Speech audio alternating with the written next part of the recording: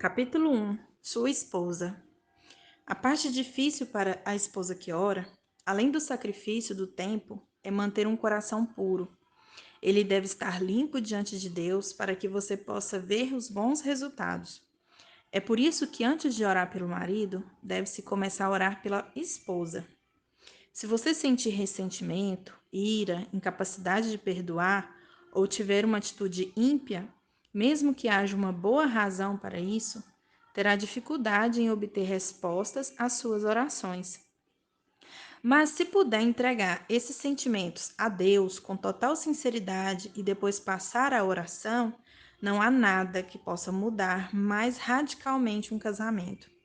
Algumas vezes, as pessoas sabotam suas próprias orações por não orar com o coração puro. Levei algum tempo para entender isso. A minha oração curta favorita. Eu gostaria de dizer que tenho orado regularmente por meu marido, desde o começo do nosso casamento até hoje, mas não fiz isso. Pelo menos não como estou sugerindo neste livro. É claro que orei. As orações eram breves. Proteja o Senhor. Eram específicas. Salve o nosso casamento. Mas geralmente fazia minha oração curta favorita. Senhor, transforme-o. Quando nos casamos, eu era recém-convertida, saindo de uma vida de grande escravidão e erro, e tinha muito que aprender sobre o poder libertador e restaurador de Deus. Pensei que havia me casado com um homem praticamente perfeito, e o que não era perfeito era interessante.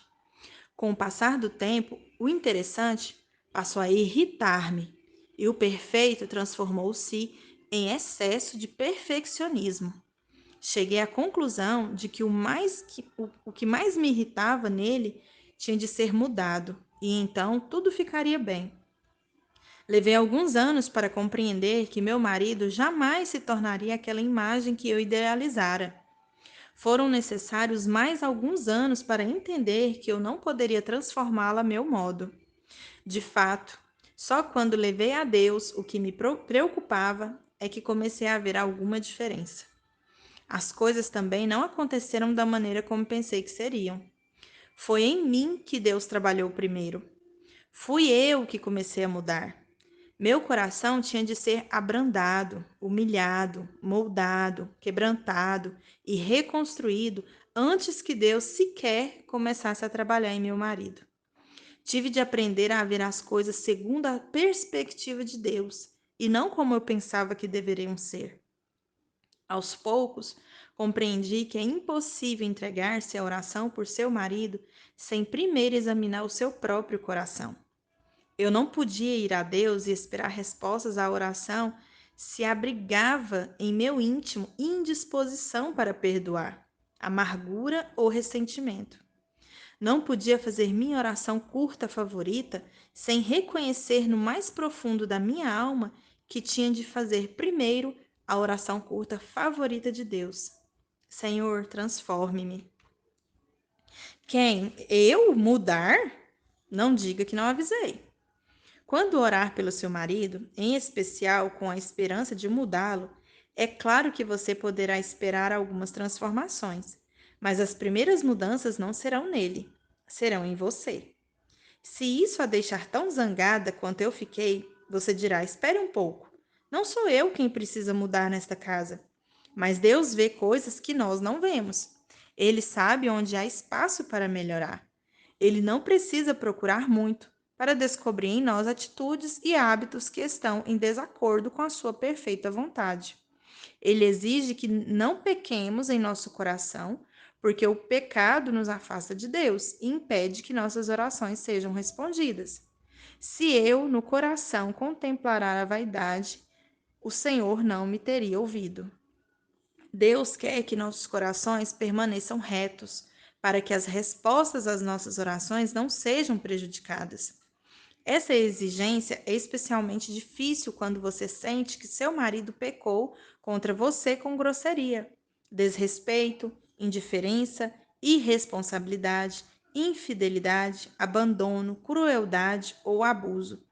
Mas Deus considera os pecados de falta de perdão, ira, ódio, autopiedade, desamor e vingança tão nocivos quanto quaisquer outros. Confesse essas faltas a Deus e peça que a liberte de tudo que não venha dele. Um dos maiores presentes que você pode dar a seu marido é a sua integridade. A ferramenta mais eficaz para transformá-lo pode ser a sua própria transformação. Não se preocupe, eu também lutei contra tudo isso. De fato, toda vez que meu marido e eu chegamos a um impasse, Deus e eu conversamos mais ou menos assim: Está vendo como ele é, Senhor? Você está vendo como você é? Senhor, está dizendo que há coisas que gostaria de mudar em mim? Muitas coisas. Está pronta para ouvi-las? Acho que sim. Diga-me quando estiver realmente pronta. Porque eu, Senhor, é Ele que precisa mudar. O ponto não é quem precisa mudar, o ponto é quem está disposto a mudar. Mas Deus, isso não é justo. Eu nunca disse que a vida é justa, mas sim que eu sou justo. Mas alguém tem de estar disposto a mudar. Mas é importante preservar o seu casamento. Muito importante. As outras opções são inaceitáveis. Já apresentei o meu caso. Vamos começar mudando você. Ajuda-me a tomar a atitude certa sobre isso, Senhor. Isso cabe a você. Tenho de orar por meu marido, mesmo que ele não esteja orando por mim? É isso mesmo. Mas isso não é. Está bem, eu me lembro, a vida não é justa, o Senhor é justo. Desisto. Pode continuar. Ou isto vai doer. Mudar. Não acredito que esteja dizendo isso. Pode transformar-me, Senhor. Doloroso? Sim. Morrer para si mesma é sempre dolorido, especialmente quando você está convencida de que a outra pessoa precisa de mais mudanças do que você. Mas esse tipo de sofrimento leva à vida. A outra alternativa é também dolorosa, e seu final é a morte de um sonho, de uma relação, de um casamento e de uma família. Deus pode ressuscitar o casamento mais morto que existe, mas é preciso. Desculpa aqui, gente. Mas esse tipo de sofrimento leva à vida. A outra alternativa é também dolorosa, e seu final é a morte de um sonho, de uma relação, de um casamento e de uma família. Deus pode ressuscitar o casamento mais morto que existe, mas é preciso humilhar-se diante dele e desejar viver do seu modo, com perdão, bondade e amor. Significa esquecer o passado e toda mágoa associada a ele e estar disposta a perder a discussão a fim de ganhar a guerra. Não estou dizendo que você tenha de tornar-se uma pessoa sem personalidade, sentimentos ou ideias próprias, ou ser um saco de pancadas para os caprichos do seu marido. Deus não exige isso de você. De fato, se estiver em qualquer tipo de perigo físico ou emocional, saia imediatamente da situação. Vá para um lugar seguro e peça ajuda. Você pode orar ali enquanto seu marido recebe o aconselhamento de que necessita. Submissão não é algo que se exija, mas deve ser prestado voluntariamente. Jesus disse: Quem todavia perde a vida por minha causa, achá-la-á. Mas entregar a sua vida é algo que você faz deliberadamente e não algo que lhe é tirado à força.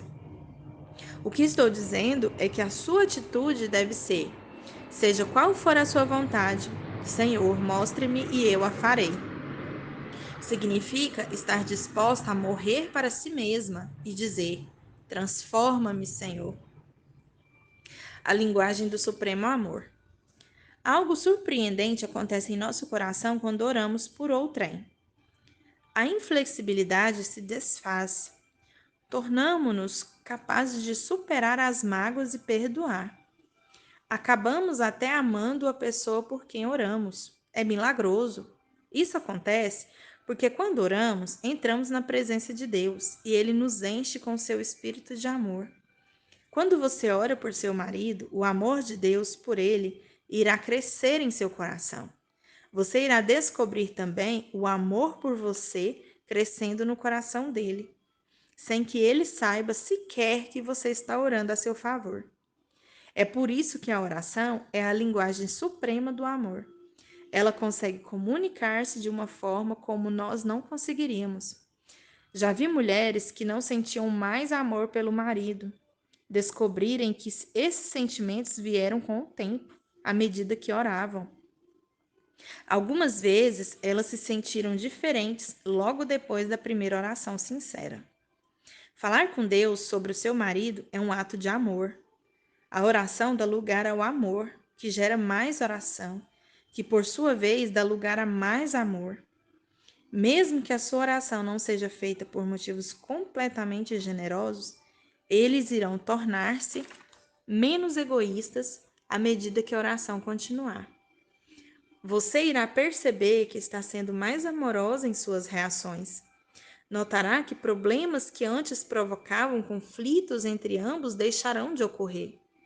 Vocês chegarão a acordos mútuos sem discutir. Esta unidade é vital. Quando não estamos unidos, tudo desmorona. Jesus disse: todo reino dividido contra si mesmo ficará deserto, e toda cidade ou casa dividida contra si mesmo não subsistirá. A oração promove unidade, mesmo que vocês não estejam orando juntos. Vi situações de grande tensão desaparecerem entre mim e meu marido, simplesmente orando por ele. Também o fato de perguntar a ele: como posso orar por você? Gera um clima de amor e de cuidado. Meu marido geralmente para e responde a essa pergunta detalhadamente, quando poderia não dizer nada. Conheço até maridos incrédulos que respondem positivamente a essa pergunta das esposas. O ponto em tudo isso é que, como marido e mulher, não queremos seguir caminhos separados. Queremos caminhar pela mesma estrada. Queremos ser companheiros profundamente compatíveis e sentir um amor que dura para toda a vida. A oração, como linguagem suprema do amor, permite que isso aconteça. Eu nem sequer gosto dele. Como posso orar por ele? Você já ficou com tanta raiva de seu marido que a última coisa que queria era orar por ele? Eu já fiquei. É difícil orar por alguém quando você está zangada ou ele a magoou. Mas é exatamente isso que Deus quer que façamos. Se ele nos pede para orar pelos nossos inimigos, quanto mais deveríamos estar orando pela pessoa com quem nos tornamos uma e devemos amar. Mas como superar a incapacidade de perdoar e a atitude crítica? A primeira coisa a fazer é ser completamente honesta com Deus, para derrubar os muros em nosso coração e quebrar as barreiras que impedem a comunicação. Temos de ser totalmente francas com o Senhor sobre os nossos sentimentos. Não precisamos fingir para Deus, pois Ele já conhece a verdade e apenas quer ver se estamos dispostas a admitir e confessar nossa desobediência. Se agirmos assim, Ele poderá trabalhar o nosso coração. Se estiver com raiva de seu marido, conte isso a Deus. Não permita que o sentimento se torne um câncer crescente a cada dia. Não diga: vou viver a minha vida e ele que viva a dele. Há um preço a pagar quando agimos independentemente um do outro. No Senhor, todavia, nem a mulher é independente do homem, nem o homem independente da mulher. Diga em vez disso: Senhor, nada em mim quer orar por este homem. Confesso a minha ira, mágoa, incapacidade de perdoar, meu desapontamento, ressentimento e minha dureza de coração para com ele. Perdoe-me e dê-me um coração puro e um espírito reto diante do Senhor. Conceda-me uma atitude nova, positiva, alegre, amorosa, perdoadora em relação a Ele. Onde estiver errado, revele isso a Ele e convença o seu coração nesse sentido. Leve-o pelos caminhos do arrependimento e da libertação. Ajuda-me a não me afastar dele emocional, mental ou fisicamente pela falta de perdão. Onde qualquer de nós deva pedir perdão ao outro, ajude-nos a fazer isso. Se houver algo que eu não esteja vendo e que esteja fazendo aumentar esse problema, revele-o a mim e ajude-me a compreender. Remova qualquer motivo de mal entendimento que tenha gerado incompreensão ou falta de comunicação. Se houver um comportamento que deva mudar em qualquer de nós, oro para que o Senhor permita que essa mudança ocorra. Por mais que deseje manter a minha ira contra ele, por achar que é justificada, quero fazer a sua vontade. Entrego ao Senhor todos esses sentimentos. Dê-me uma sensação de amor renovado por meu marido e as palavras para resolver essa situação.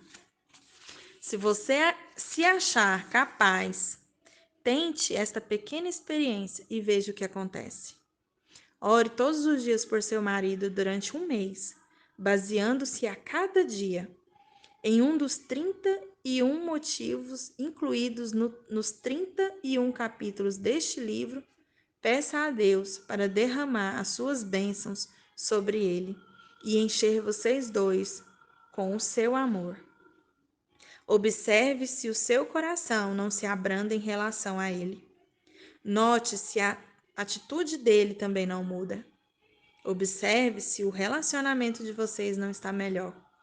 Se tiver dificuldade em assumir esse tipo de compromisso em oração, pense no assunto sob a perspectiva do Senhor. Ver seu marido através dos olhos de Deus, não apenas como seu marido, mas como filho de Deus, um filho a quem o Senhor ama, pode ser uma grande revelação. Se alguém telefonasse e lhe pedisse para orar por seu filho, você faria isso, não é? Pois então, Deus está pedindo. Cale-se e ore. A Bíblia diz que há tempo para tudo. E isso nunca é mais verdadeiro do que no casamento, especialmente quando se trata do que dizemos. Há tempo para falar e tempo para ficar calada. E feliz é o homem cuja esposa pode discernir entre essas duas coisas. Quem quer que esteja casado há algum tempo sabe que há coisas que seria melhor não dizer.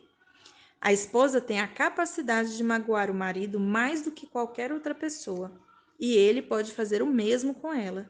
Não importa a quantidade de desculpas, as palavras não podem ser apagadas. Elas só podem ser perdoadas, e isso nem sempre é fácil. Algumas vezes, qualquer coisa que digamos só irá prejudicar o andamento daquilo que Deus quer fazer. Portanto, é melhor calar-se e orar. Quando Michael e eu nos casamos, eu não falava muito, mesmo se sentisse que algo estava errado. Depois que nosso primeiro filho nasceu, comecei a exteriorizar meus pensamentos. Porém, quanto mais eu manifestava minhas objeções e opiniões, mais ele resistia e mais brigávamos. Tudo o que eu dizia não só não levava a nada com respeito às minhas intenções, como tinha um efeito oposto. Levei anos para aprender o que milhares de mulheres aprenderam no correr dos séculos. Implicar não adianta. Criticar não adianta. Algumas vezes, só falar também não adianta. Descobri que a oração é a única coisa que sempre funciona. A segurança que a oração lhe oferece reside no fato de que você precisa da mediação de Deus para fazê-la. Isso significa que você não pode livrar-se com atitudes, pensamentos ou motivos errados.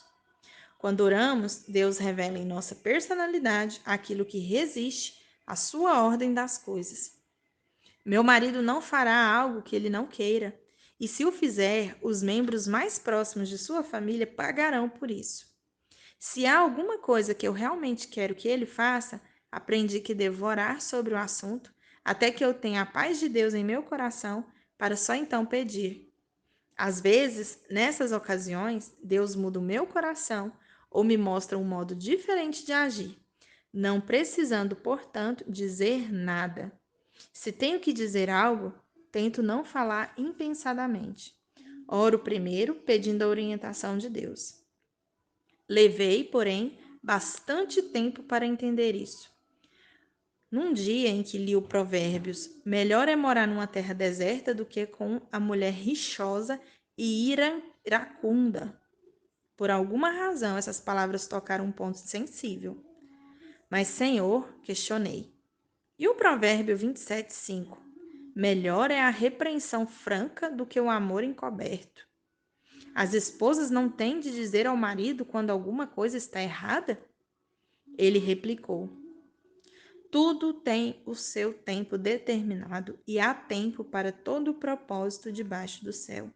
Tempo de estar calado e tempo de falar. O problema é que você não sabe quando fazer uma coisa ou outra e não sabe como fazê-la em amor. Está bem, Senhor, disse eu. Mostre-me quando falar e quando ficar calada e orar.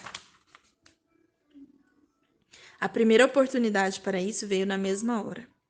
Eu havia começado um novo grupo de oração feminino em minha casa e as vidas se transformaram tanto que sugeri a meu marido que começasse um grupo assim com os homens, mas ele não quis nem saber do assunto.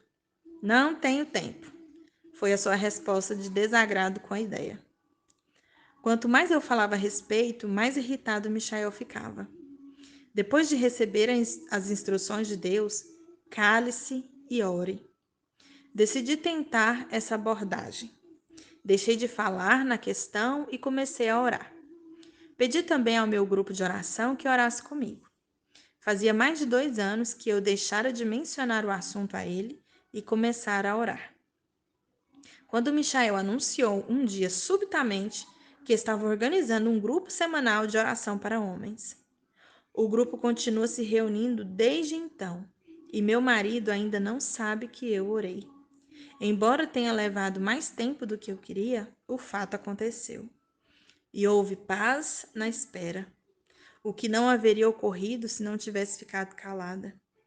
Na Bíblia, a rainha Esther orou, jejuou e buscou o tempo de Deus antes de se aproximar do marido, o rei, para tratar de um assunto muito sério. Ela não entrou correndo e gritando: seus amigos marginais vão acabar com a nossa vida. Em vez disso, ela orou primeiro e cuidou do marido com amor enquanto Deus preparava o coração dele. O Senhor sempre nos dará as palavras para dizer e nos mostrará quando dizê-las, se pedirmos isso a Ele. O momento oportuno é tudo. Conheci pessoas que usam a desculpa de serem sinceras para destruir outros com as suas palavras. A Bíblia diz: o insensato expande toda a sua ira, mas o sábio, afinal, lhe a reprime. E em outras palavras, é insensato manifestar todo tipo de ideia e sentimento. Ser sincera não significa que você tem de ser completamente franca em todos os seus comentários. Isso magoa as pessoas. Embora a franqueza seja um requisito para o casamento bem-sucedido, dizer a seu marido tudo o que há de errado com ele não é recomendável. Por isso, provavelmente não corresponderá a toda a verdade. A verdade total é aquela vista da perspectiva de Deus, e ele, sem dúvida, não tem o mesmo problema que você tem com alguns atos de seu marido. Nosso objetivo não deve ser obrigar nosso marido a fazer o que nós queremos, mas sim entregá-lo a Deus para que ele o leve a agir de acordo com o que o Senhor quer. Tenha cuidado para distinguir a diferença entre o que é verdadeiro, certo e errado. Se o problema não se encaixar de modo claro numa dessas categorias, mantenha as suas opiniões pessoais para si mesma, ou ore sobre elas e depois, conforme o Senhor a guiar, discuta-as calmamente. A Bíblia diz: não te precipites com a tua boca, nem o teu coração se apresse a pronunciar palavra alguma diante de Deus. Porque Deus está nos céus e tu na terra, portanto, sejam poucas as tuas palavras. Há ocasiões em que você deve apenas ouvir e não dar conselhos, apoiar e não fazer críticas construtivas. Não estou sugerindo de forma alguma que você se torne um capacho tímido que nunca confronta seu marido com a verdade, em especial quando for para o bem dele. Sem dúvida, você deve expressar claramente suas ideias e sentimentos, mas uma vez que ele os tenha ouvido, não continue a pressioná-lo, até que a questão se torne um ponto de discórdia e conflito. Se tiver de dizer algumas palavras duras, peça a Deus para ajudá-la e escolher o melhor momento para isso. Ore pedindo as palavras certas e para que o coração de seu marido esteja totalmente aberto. Sei que será difícil se for algo que você está ansiosa para dizer, mas por mais difícil que pareça, é melhor deixar que Deus ouça primeiro, a fim de temperar as palavras com o seu espírito. Isso é especialmente verdadeiro quando a comunicação entre ambos cessou por completo e cada palavra só traz mais sofrimento. Gostaria de ter aprendido há mais tempo a orar antes de falar. Minhas palavras frequentemente provocavam uma reação defensiva em meu marido, resultando em respostas ásperas que ambos lamentávamos. Ele julgava que com as minhas sugestões eu o estava pressionando a fazer ou a ser algo, embora eu sempre tivesse em mente o seu bem. Era preciso que Deus falasse com ele. Quando vivemos pelo poder de Deus, em vez de pelas nossas próprias forças, não temos de lutar pelo poder com as nossas palavras, porque o reino de Deus consiste não em palavra, mas em poder. Não são as palavras que dizemos que fazem diferença, mas o poder de Deus que as acompanha. Você ficará surpresa ao ver quanto poder as suas palavras têm quando ora antes de falar. Ficará ainda mais espantada com o que pode acontecer quando se cala e deixa Deus trabalhar. Cristão ou não? Se o seu marido não é cristão, provavelmente você já sabe qual será a reação dele ao falar-lhe sobre o Senhor, em especial se ele não respondeu das primeiras vezes em que você tentou falar a respeito. Não se trata de não poder dizer nada a ele, mas se o que você diz sempre é recebido com indiferença ou irritação, o passo seguinte é manter-se calada e orar. A Bíblia nos ensina que a mulher pode ganhar o marido sem dizer palavra, porque o que ele observa na esposa fala mais alto do que ela lhe diz. Seja ganho o marido sem palavra alguma, por meio do procedimento de sua esposa. Mesmo que as coisas ainda não sejam como Deus afirma, ele nos fala a respeito delas como se fossem realidade. Você pode fazer isso também. Pode dizer: não vou fingir, mas vou falar de coisas que não fazem parte da vida de meu marido como se já fizessem. Embora ele não tenha fé, vou orar por ele como se tivesse. É claro que você não pode forçá-lo a fazer algo que ele não quer, mas pode acessar o poder de Deus mediante a oração para que a voz do Senhor penetre a alma de seu marido. Não importa quanto tempo você tenha de orar para que ele venha conhecer a Deus, mesmo que leve a vida inteira, o tempo não terá sido desperdiçado. Enquanto isso, quer seu marido seja cristão, quer não, você poderá fazer todas as orações deste livro por ele e esperar ver respostas importantes para elas. Criando um lar. Não importa até que ponto você seja liberal. Se for casada, haverá sempre duas áreas que, no final das contas, serão de suas responsabilidades: a casa e os filhos. Mesmo que você seja a única que trabalhe e que seu marido fique em casa para cuidar dos afazeres domésticos e dos filhos, espera-se que você mantenha sua casa como um santuário de paz, uma fonte de alegria, aceitação, rejuvenescimento, educação, descanso e amor para sua família. Além disso, espera-se que você seja sexualmente atraente, boa cozinheira, boa mãe, além de física, emocional e espiritualmente preparada. Isso é demais para a maioria das mulheres. Porém, as boas notícias são que você não precisa fazer tudo sozinha. Pode buscar a ajuda de Deus. Peça ao Senhor para mostrar-lhe como tornar o seu lar um abrigo seguro que proteja a sua família. Um lugar onde exista criatividade e comunicação contínuas. Peça a Deus para ajudá-la a manter a casa limpa, a roupa lavada, a cozinha em ordem, a despensa e a geladeira cheias e as camas arrumadas. Trata-se de coisas básicas pelas quais o homem talvez não elogie a esposa todos os dias ou nunca, mas ele notará se não forem feitas. Meu marido pode não abrir o armário para procurar uma lâmpada ou uma pilha durante meses, mas quando faz isso, quer que elas estejam lá. Ele também não quer sair tarde do trabalho e, ao chegar em casa certa noite, descobrir que não há pão para um sanduíche. Faço o máximo para que essas coisas não faltem. Peço a Deus que me ajude a manter uma casa que leve meu marido a ter prazer em voltar para ela e em convidar os amigos. Não é necessário possuir mobília cara ou contratar um decorador para fazer tudo isso. Minha primeira casa era pequena e a mobília de segunda mão. Pintei-a inteirinha com a ajuda de uma amiga e a tornei aconchegante. Isso só exige um pouco de bom senso e cuidado. Parte de tornar a casa um lar é permitir que seu marido seja o cabeça, para que você possa ser o coração. Tentar ser ambas as coisas é demais. Deus colocou o marido como cabeça da família, quer ele mereça ou não, quer ele desempenhe essa função adequadamente ou não. Essa é a ordem de Deus para as coisas. Isso não significa que uma posição é mais importante do que a outra. Elas andam juntas.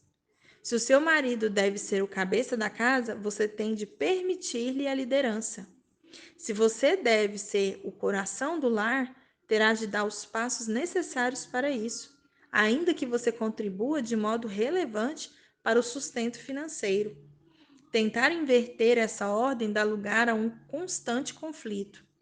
Não estou querendo dizer que a mulher não pode trabalhar e que o marido não pode cuidar da casa. As atitudes do coração e da cabeça é que fazem a diferença. Houve semanas, enquanto eu terminava um livro, em que meu marido tomou conta das crianças e da casa para que eu pudesse cumprir os prazos.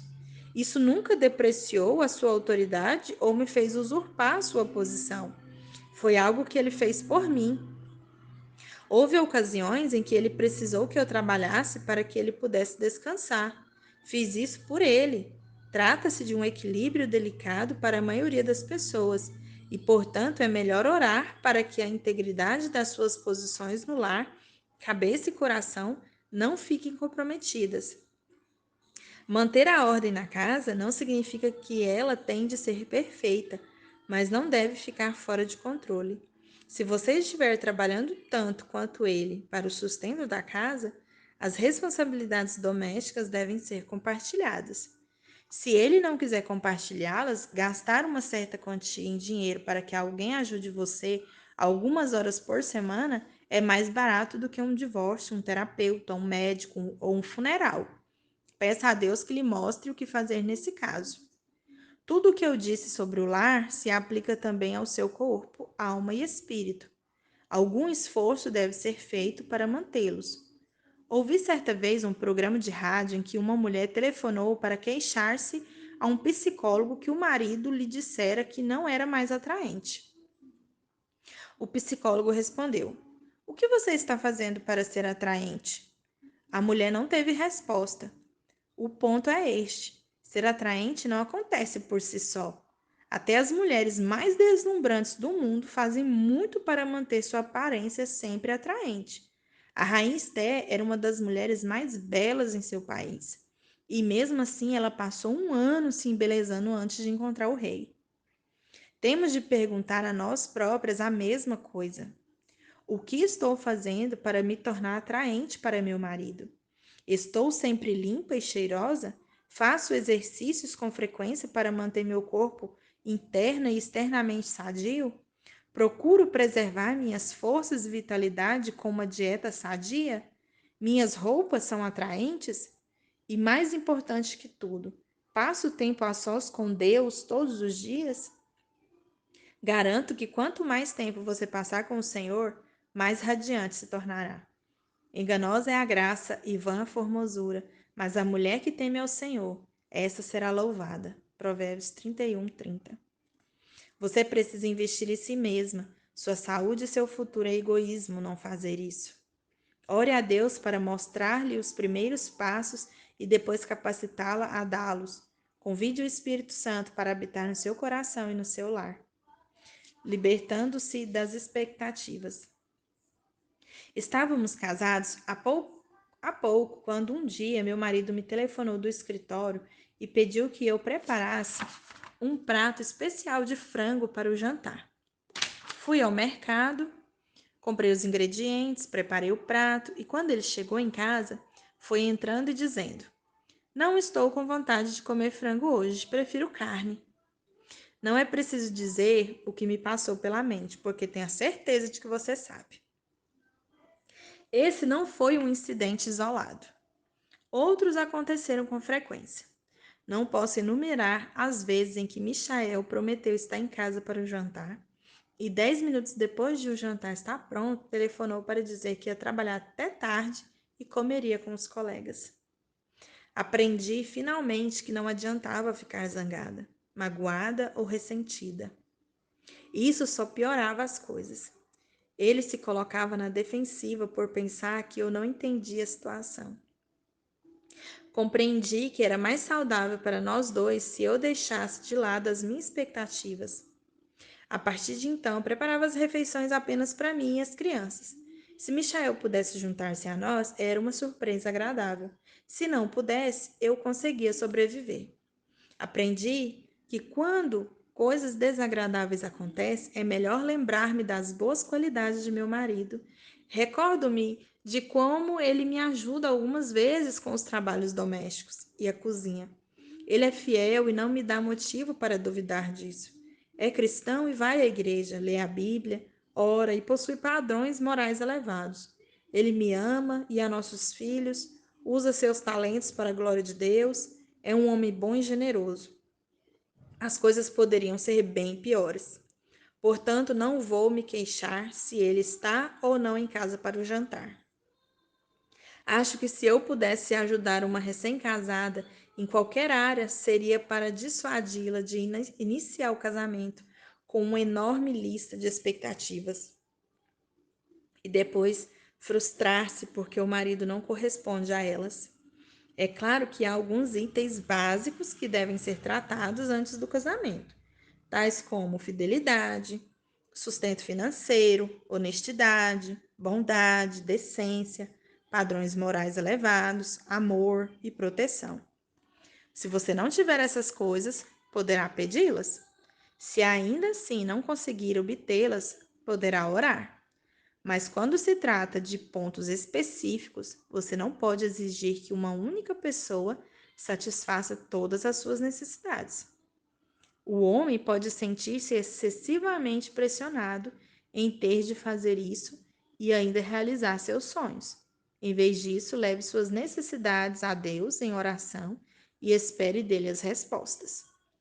Se tentarmos controlar nosso marido com uma enorme lista a qual deve corresponder e depois ficamos zangadas quando ele não consegue, nós é que estamos erradas.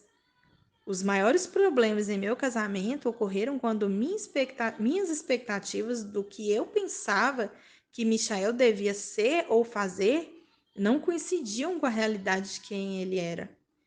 Livre-se do maior número possível de expectativas. As mudanças que você gostaria que ocorressem em seu marido ou que ele tenta fazer em si mesmo para agradar você estão condenadas ao fracasso e trarão desapontamentos para ambos. Em vez disso, peça a Deus para fazer quaisquer mudanças necessárias. Ele fará um trabalho muito melhor, porque tudo quanto Deus faz durará eternamente. Nada se lhe pode acrescentar e nada lhe tirar. Aceite seu marido como ele é e ore para que ele cresça. Depois, quando a mudança acontecer, será porque Deus trabalhou nele e ela será duradoura. Somente em Deus, ó minha alma, espera silenciosa, porque dele vem a minha esperança. Salmo 62:5. Suas maiores expectativas devem ser colocadas em Deus e não em seu marido.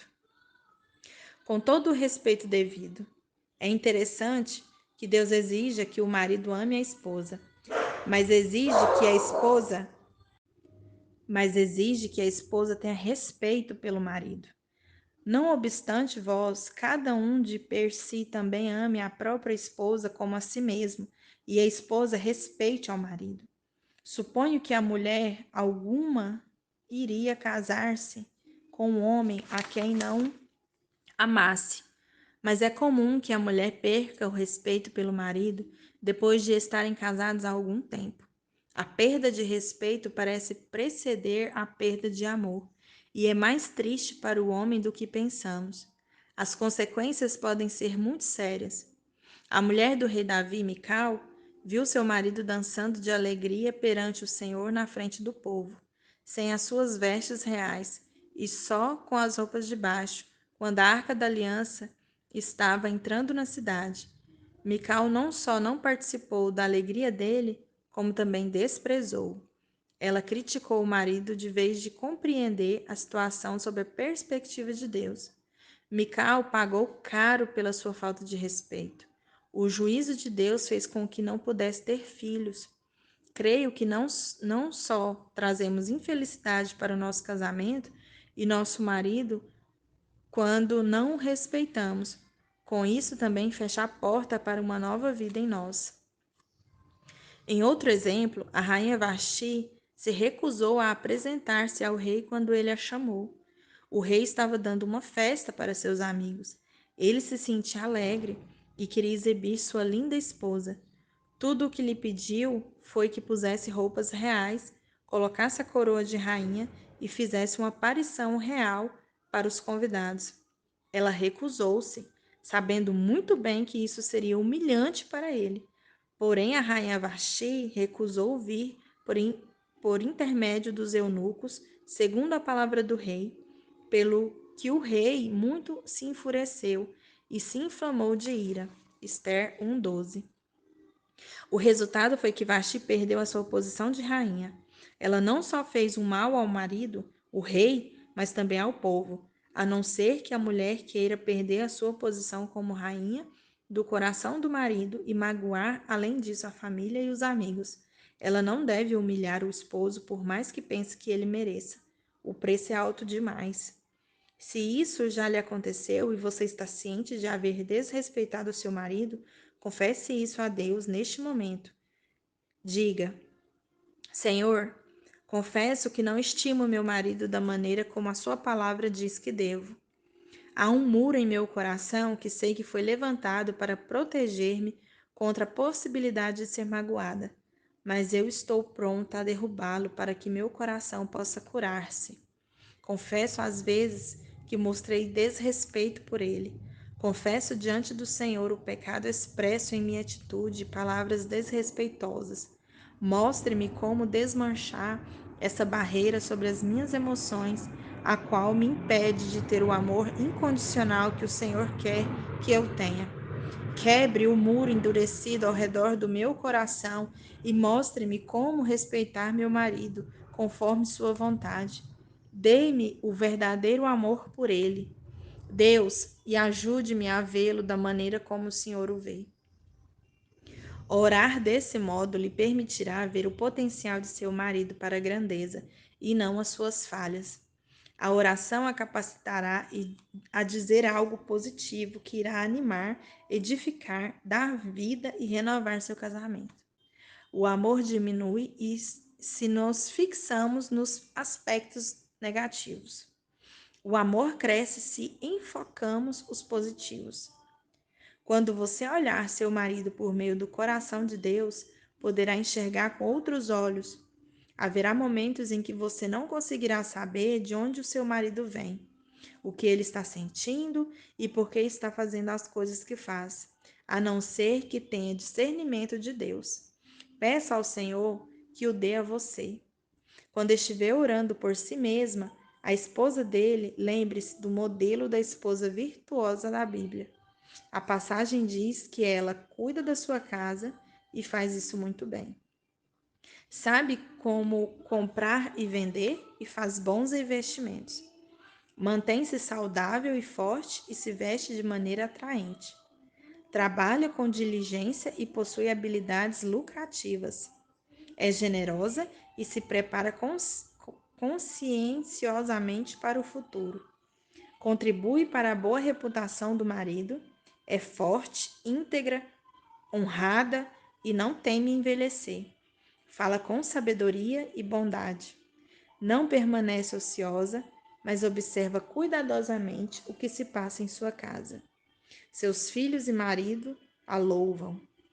Ela não confia na beleza exterior, mas sabe que o temor do Senhor é seu maior atrativo. Apoia o marido e mantém uma vida pessoal proveitosa que fala por si mesma. Provérbios 31, do 10 ao 31. Essa é uma mulher surpreendente. O tipo de mulher que só podemos tornar-nos mediante a capacitação de Deus e a nossa rendição a Ele. O resultado é que ela é uma mulher cujo marido confia nela, porque ele faz bem e não mal, todos os dias da sua vida. Creio que o bem mais importante que a mulher pode fazer para o marido é orar. Você me acompanha?